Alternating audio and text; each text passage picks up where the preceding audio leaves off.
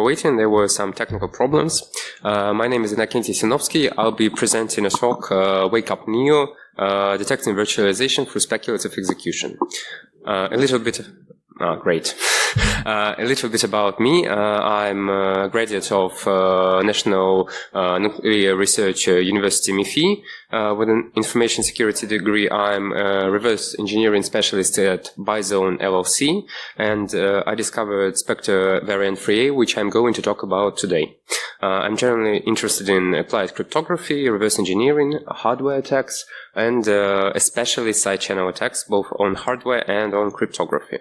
If you want to contact me due to this talk or for some other reason, you can find me on this email or by my Twitter handle, which is on the screen. So without further ado, let's rush into the talk. I'm going to start. Modern CPUs are quite strange and complex, but the modern architecture started with the most famous CPU, the CPU Intel 8086.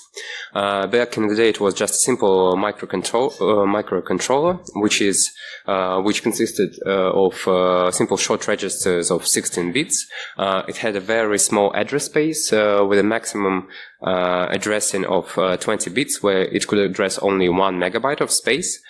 It had no memory protections or other ways of addressing memory other than segments, so it had just real mode. The standard feature size at the time was just 3 micrometers. It's almost 1,000 times more now, well, around 500 times more right now. And the prefetch, which is the number of bytes which are read before the execution of the command, was just 6. There was also no floating point unit inside. Obviously, to become the modern computing machines and to become as useful as they are today, CPUs had to evolve. With the evolution, many new features came. The floating point unit was one of the first to be introduced. That's why it's called the x87. The register size has increased with time. Nowadays, standard register size on Intel and AMD CPUs is 64 bits. Protected mode was introduced to separate users and separate different applications, as well as to separate different protection levels, such as user mode and kernel mode. Paging was introduced for the same as part of protected mode.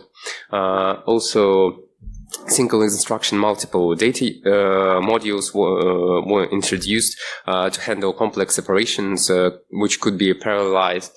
As well as system management mode, which was created for the purpose of handling hardware devices without the knowledge of their particular intricacies for the operating system. However, it's obvious that one of the most important increases of modern CPUs is not just in features, but in how much they can compute in a single time. And there are only 3 ways to increase that one. And the most obvious way is to compute more in a single second. So just to increase the frequency of computation, increase the cycles. The second one is, creating new computing units, which is, for example, what seemed SIMD instructions are for. And the last and not that obvious one is to get more cores. These are the most obvious ways to increase the computing output of a single CPU. But all of these approaches have some problems. The most obvious one, especially with the increases in frequency, is the memory access time. Since however fast a single computation, for example, of an arithmetic computation takes, it still has to retrieve the data somehow and save it back.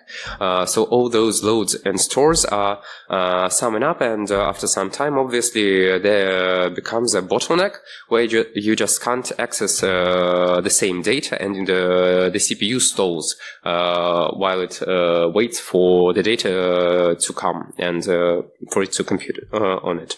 The second problem is energy efficiency. With the increase in computation and with the increase in frequency, any CPU would obviously consume more power, and after a certain amount, it just becomes too much. So there has to be some other way. With the increase in power consumption and with the increase in the amount of switching, obviously there comes with the consumption of more energy, the CPU becomes more and more overheated.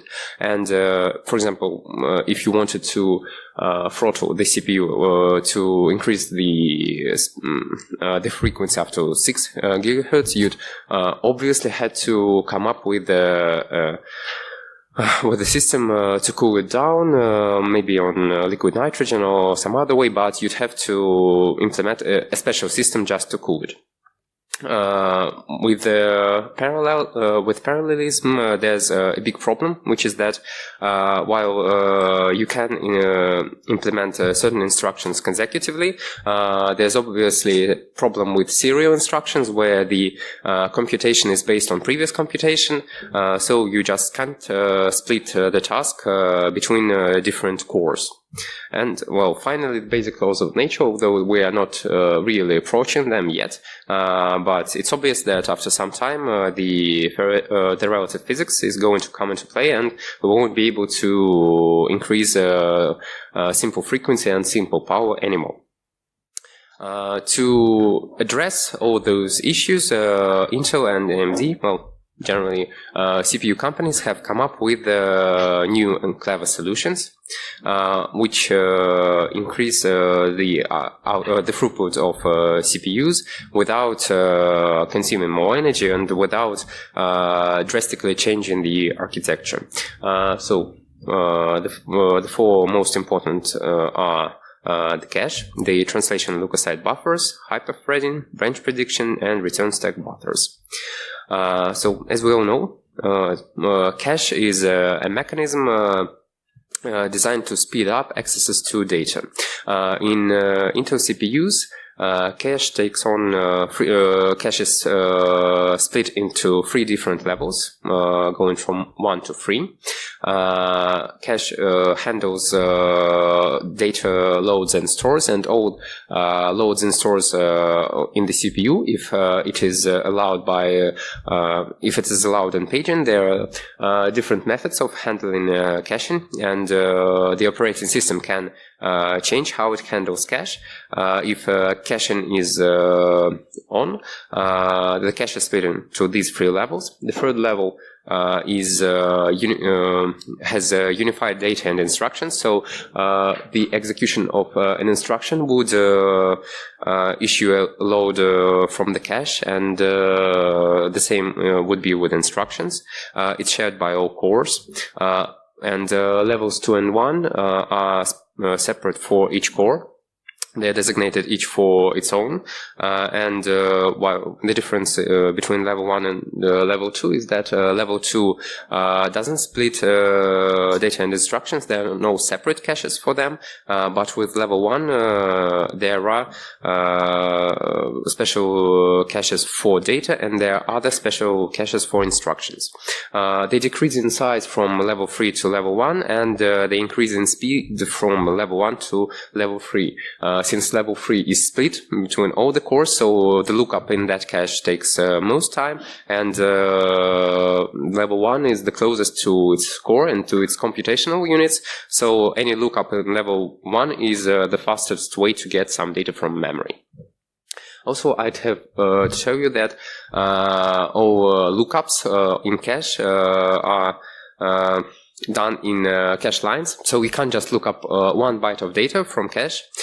Each access to memory, which is not yet cached, would load all 64 bytes of aligned memory, so aligned by 64 bytes to cache, and even if you wanted to, and the same way, if you wanted to store cache back to memory, it would commit all 64 bytes back to memory.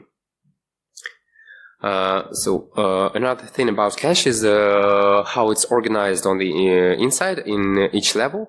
Cache is split into into different sets, and different caches in each set are called set associative.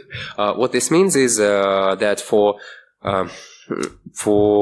different addresses, those addresses are grouped into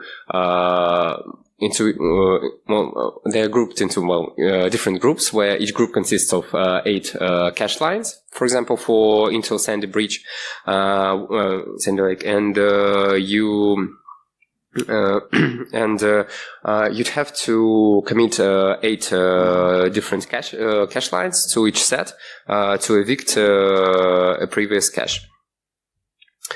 The way caching works is, in comparison to real life, is when you just reading from memory, you go to a library and you get the book and you take it home and you start reading it. With level 3 cache, the book is already sitting in your home, at your home, just on a bookshelf somewhere nearby, maybe in another room.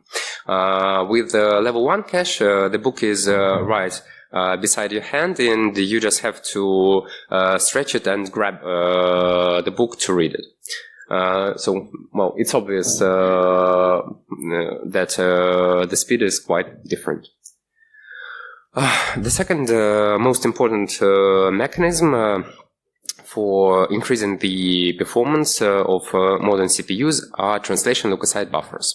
Modern memory lookups consist of not just accessing the data. That would be obvious, and that would be quite simple if we only had physical addresses. But today we have this mechanism called paging, which translates virtual addresses which are used by programs in user mode and kernel mode to their physical counterparts.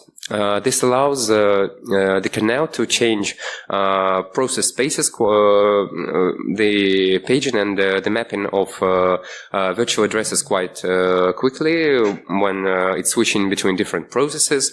It allows to separate users and increase protection and security, but because of how the paging is structured and how it operates, it increases the time needed to look up a single byte from an operating system, from user mode. So as you can see, to look up a single byte from virtual address without caching, you would have to go through, nowadays 4 different tables where the virtual address is split into different parts, and each time lookup in a table leads to a new table until you finally reach the offset part, and there you just pick the byte from the final page, which address you've computed before, and you're finally getting the byte and sending it back to the computation unit, so it can finally do something with it. For example, load into a register or make some computation. So to speed up that process, Intel and AMD basically created a cache for virtual addresses. What it does is just save save virtual addresses which were recently used in a special cache, and that's basically all. The only thing I'd also have to tell you is that TLB is split into large pages or small pages. That's based on how the operating system set up paging in general. So for example, Windows usually sets up pages of 4 kilobyte size, but the maximum, as far as I can remember, is 1 gigabyte. So you could set up much bigger pages. And it also splits instruction and data, since lookups of instruction and data usually follow different rules in programs. So it would be problematic, and it would decrease performance if those two were united. Hyperthreading is a very nice mechanism which was introduced by Intel after they understood how much computing units they are sparing all the time and how much of computation they are simply not using. As I told you, there have been different there have been many new units created during the CPU evolution, such as FPU, SIMD, etc. But most of them are operating on different hardware, so they're actually different hardware. There are actually different hardware parts in a single core, which constitute those instructions. So there's no problem with using them at the same time. And hyperthreading is the technology which achieves that. If the CPU detects that it can execute different commands on the same core just by setting them to different computation units. It initializes hyperthreading and it achieves out-of-order execution. So it preemptively starts executing units which are executing instructions which can be sent to units which are now free.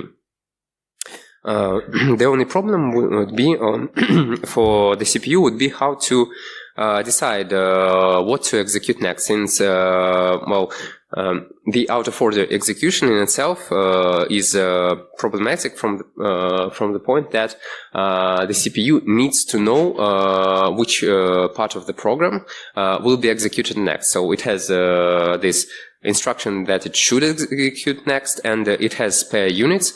It looks up beforehand, it sees some instruction somewhere in the horizon, but it should know what to execute. So for that purpose, Intel introduced branch prediction and RSBs. Branch prediction is a collection of statistics from previous jumps and calls, where it just, after collecting some statistics, it when it sees a new call or jump which relates to previous data. So for example, the initial address and the initial address of the call of an indirect call is the same as in 10 previous cases, and all those 10 previous cases landed in the same page and at the same address, then the CPU is quite sure that this particular call will land on the same page and at the same address. So it starts executing those instructions preemptively. And the second and the most sure way are return stack buffers. These are special registers in each core, which remember what was the last address placed during a call on the stack, so the last return address. And it can save up to 16 of them, usually on modern architectures, and it starts executing instructions at those return addresses. So from that we get speculative execution, since the CPU speculates what is going to be executed next without knowing it for sure. The only problem with speculative execution is that sometimes it can be bad. Well, sometimes the CPU can be wrong. For example, you could compare it to go into an ice cream store with your friend and standing in line.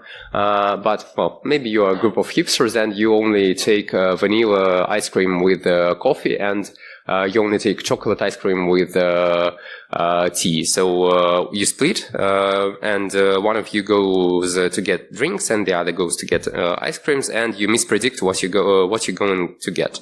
So if there arises a wrong prediction, you have to change it all over again, and the one who was executed serially actually determines that the speculative execution was wrong, and you have to do it all over again. So while those methods are quite useful. Cache has been used for side channeling different algorithms and breaking security for quite some time. As it turned out, cache lines can reveal information about processes. And even before Spectre and Meltdown, which rolled all last year, there were a few attacks, though they were mainly cryptographic. There was one of the most famous are the cross-VM prime plus probe attack. This is an evil virtual machine attack where it could guess the keys which were used on OpenSSL on a different machine just by observing cache commits and cache faults. Then there was a IST table flush plus reload attack where a malicious process on the same core without access to the victim process, without any special permissions, but handling the same, but with access to the same library only for read purposes, so only with read access, could monitor how the IS encryption was made and derive once again could derive the key from the encryption. Well, there are a few more algorithms. For example, there was a recent the return of Blechenbacher with the 9 cat lives by Shamir and others. So those attacks are still quite prominent. The most important methods with the cache side channels are the most important techniques are flush plus reload, evict plus time, plus prime plus probe, and flush plus flush. So I'm going to talk about them a little bit. Flush plus reload is a simple attack where you first flush the cache lines with an instruction called clflush on Intel, although there's a new instruction called clflushopt, which does almost the same thing. So you, instead of committing cache lines to memory, you free them. So the memory you are trying to monitor doesn't have any memory committed to the actual cache. Then you trigger or wait for the execution of the process that you are trying to monitor and to observe. And afterwards, you collect the cache line information by using timing instructions such as rdtsc or rdtscp, and derive some info. For example, you can derive a key in IST table from this. Evict plus time is kind of like flush plus reload, only it has to operate in systems and in environments where there's no flush operation or something interchangeable with it. I talked with you about set associativity, and evict is a technique which uses that set associativity. So instead of flushing the cache line straight, it just loads different addresses which go to the same set, which evicts the monitored address from that set. And after that, it's the same as with flush plus reload. Prime plus probe is my favorite. It's a very interesting attack from the standpoint that you have no access to the victim address space, you have no interconnections and no intersections at all, but you still have to use the same cache since you operate on the same since either you operate on the same core or you operate on the same CPU. So at least level 3 cache is the same for both of you.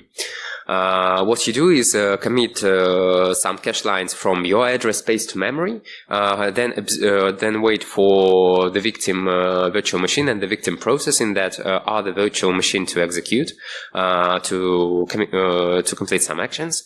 And then you watch for which cache lines were evicted from cache, and from that you derive some information. So let's talk about what's so special about cache side channels. Well, before Spectre and Meltdown landed, no one quite understood this principle, but the problem with speculative execution and caches is that before, special execution was considered, especially by its architects, to show and to leak no information from that particular state of the CPU. So if it's being speculatively executed, unless the CPU determines that this particular speculative execution block is to be really executed, so the execution pointer is going to reach this block, the user or the program could get no data from it. It was as if it was never executed. Cache side channel changed all of that, and now we can leak some data just because caches don't change, and the state of the cache doesn't get discarded after speculative execution. So the simplest way to trigger speculative execution with cache side channel is to use such a gadget. The first thing we do is execute an mfence instruction. This is an instruction that stops all, finishes all load and store operation. So it commits all caches, so that there are no problems further on. Then we call a special function which constitutes of many heavy instructions from XMM, YMM, from usually those are SIMD instructions, so that you could execute regular instructions in the special block. And it takes a lot of time, so that we would trigger speculative execution. Also, the herring function usually doesn't return to line 3. It just returns to the function which called this gadget.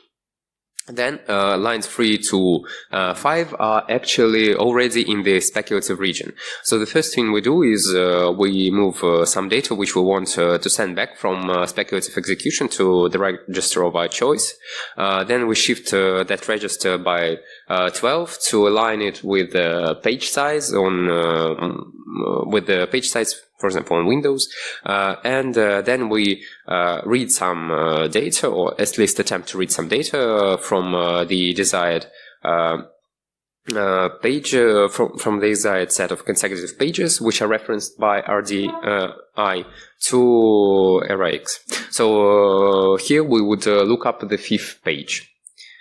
And as we see on the screen, well, if you were to look to compute and to time the accesses to different pages in that region, for example, if the region consisted of 16 pages, the 5th page would have the lowest access time, and from that you could derive that the 5th page was accessed and number 5 was transmitted through the side channel, or, well, here through the covert channel.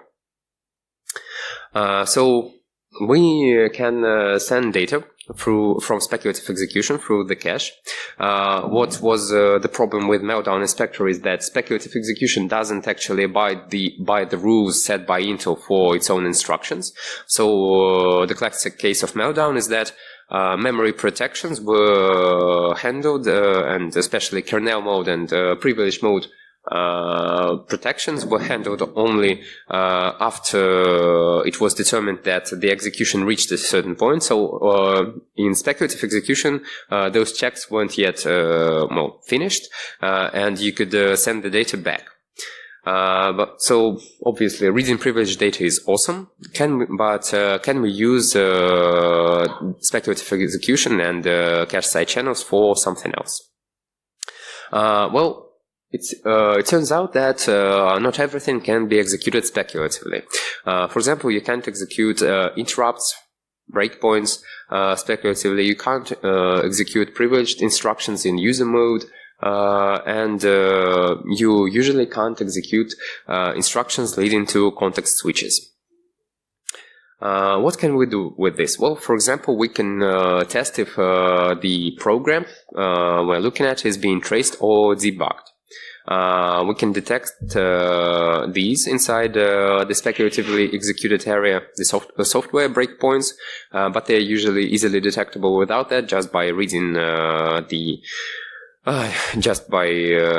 accessing the page and reading from it. Hardware breakpoints, which are usually harder to detect since you can't just read from the page and detect them, and page breakpoints, which are also usually hard to detect.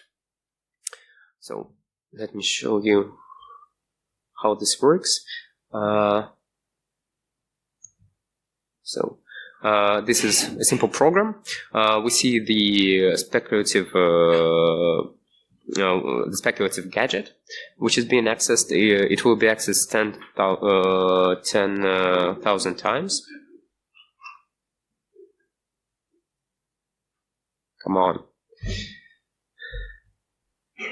Yeah, we see that the speculative region was not debugged. Let's just try that once more.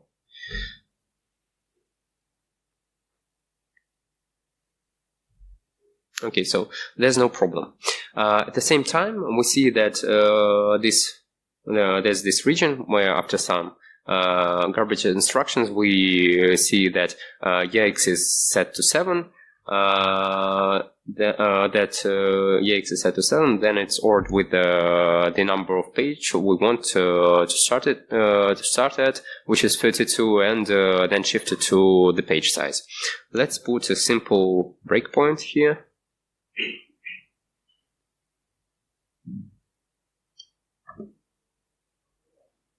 And we see that there's a breakpoint. And there have been many cache misses. So basically, the execution hasn't reached this particular point. It works with hardware breakpoints and it works with software breakpoints. So, now let's talk about virtualization. Virtualization is a method, is a technique which we obviously all use nowadays. It's a simple way to protect ourselves from malware, to use different operating systems on the same device. But what it comes down in the end to is two classes of software. The virtual machine monitor, which is kind of the administrator of the virtualization, and different guest software. So different virtual machines. The virtual machine monitor is the one who initializes virtualization, usually with the VMEXITS instruction. On Intel, it can initialize and launch guest. So it sets up the guest virtual CPUs. It initializes all the control structures which handle guest interactions.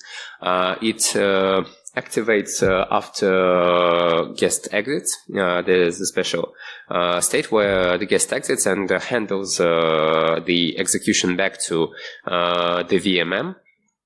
It controls the state of the guest after the VM exit, so it can make any changes it likes.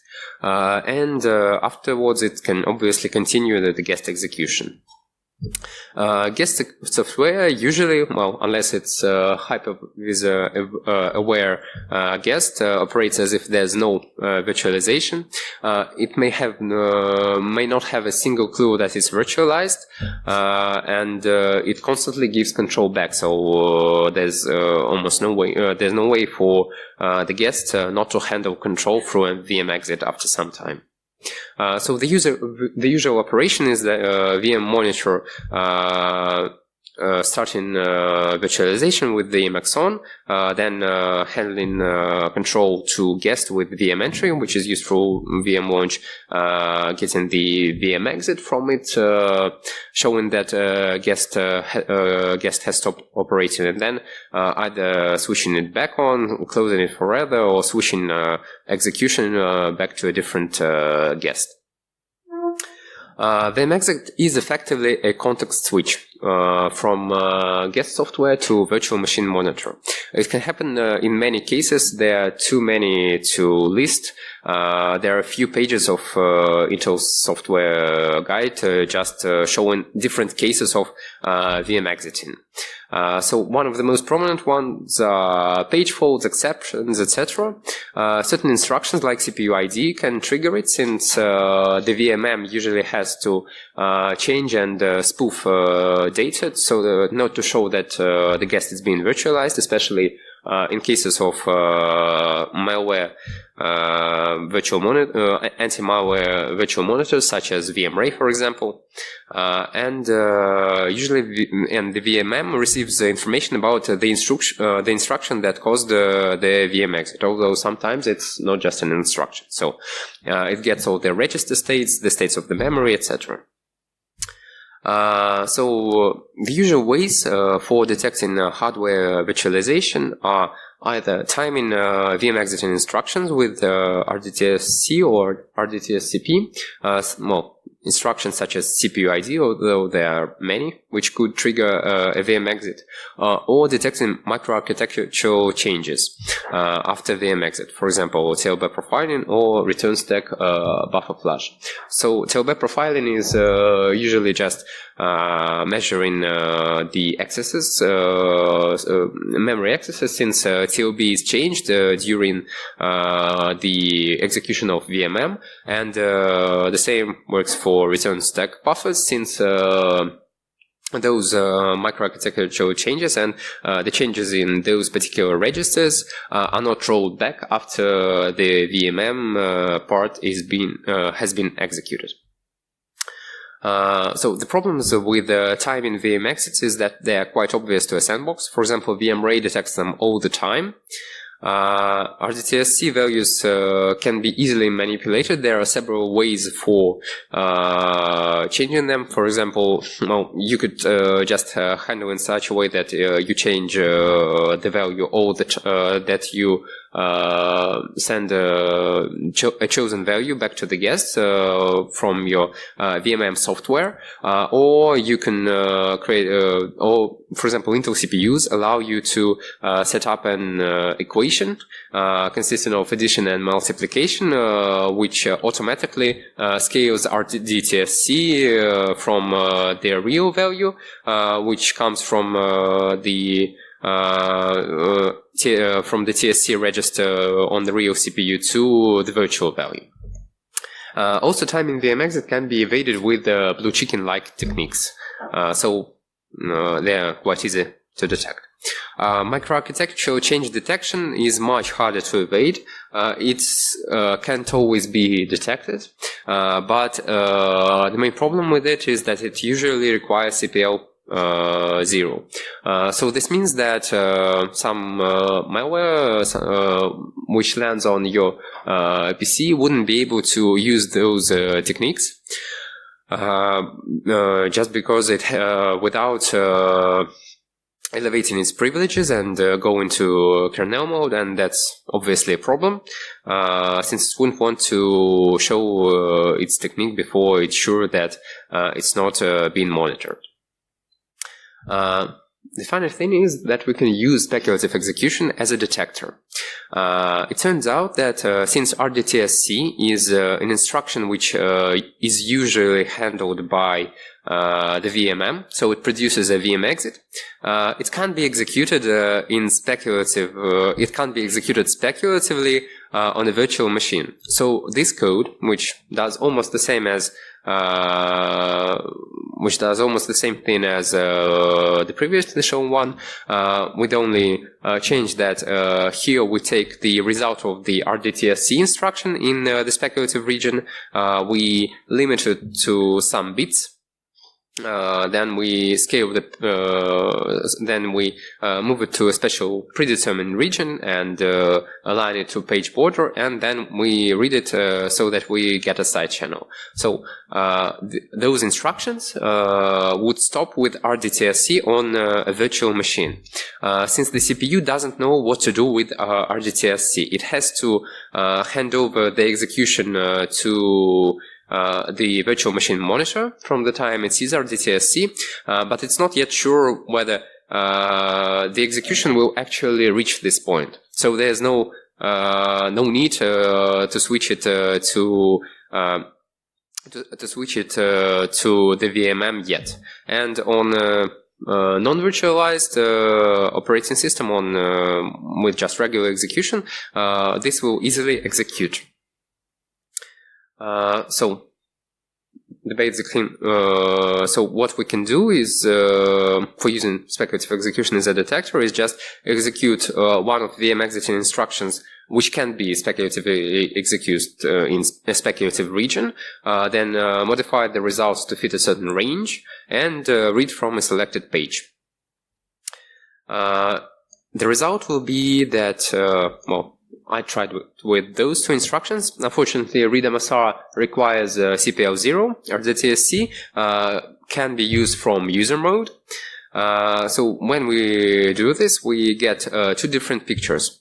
The left picture is on non-virtualized software, so you get a clear page with or a clear page region where there were where the accesses are faster than on all the other pages. So you know that rdtsc has been executed. The results of its execution were, and the results of its execution influenced how the page lookups were handled. And on the right, you see the case where the rdtsc was virtualized and was executed speculatively in virtual environment. So the execution stopped there, and the accesses are randomized. So the accesses are for the most part of the same speed. So let me show you.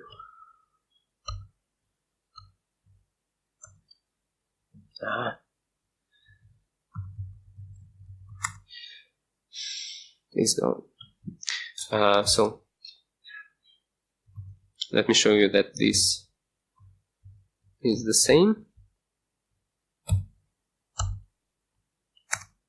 Okay. Let's create the virtualization. So we see that here we have 5 cache misses out of 10,000, and here the same file on a virtualized machine produces most of the cache lookups are actually misses. So we see that rdtsc is virtualized, and we're sure that that we are performing in a virtualized environment. So what can this detector do? It can obviously answer a simple question whether you are virtualized or not. You can make it a binary detector. The only problem with that is that a reverse engineer would just easily switch it back at the jump instruction, and it would execute on. So it would protect against automatic detection, but well, a skilled reverse engineer would still easily notice it. But the sweet thing about this particular method is that it can be used to construct and send different data through the speculative region and through the side channel. So it can be manipulated in such a way that you present two sets of data, one for when you are in a virtualized state and one when you are not, without producing a cleave. It's done in a very simple way. You just create two sets of data. For example, two keys, one for when you want to decrypt data in a virtualized, one in non-virtualized. You split the page for detection into two sets. You embed the non-virtualized data in one of the sets and virtualized in the other. So the simplest way is, for example, you get this page range. You actually get two places where accesses are faster than in most others, but you only pick the first one of those. And when you are virtualized, the first one doesn't exist, so the blue page region doesn't exist, so you pick the red one. And when you're non-virtualized, you pick the blue one. In the end, you have two keys which can be used to decrypt different payloads, one benign and one malicious. So, in the end, I have to conclude that speculative execution can be used to detect virtualization and tracing, and it can give a real headache to security researchers or malware analysts. If you want to try it yourself, there's a POC on this address, so please do. Thanks for your attention. Are there any questions?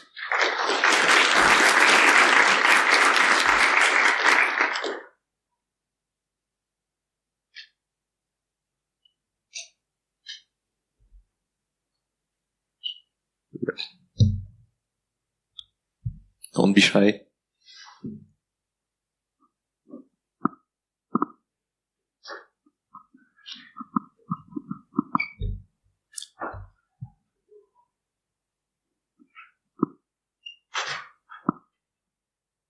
So yeah, let's give Innokentii another round of applause.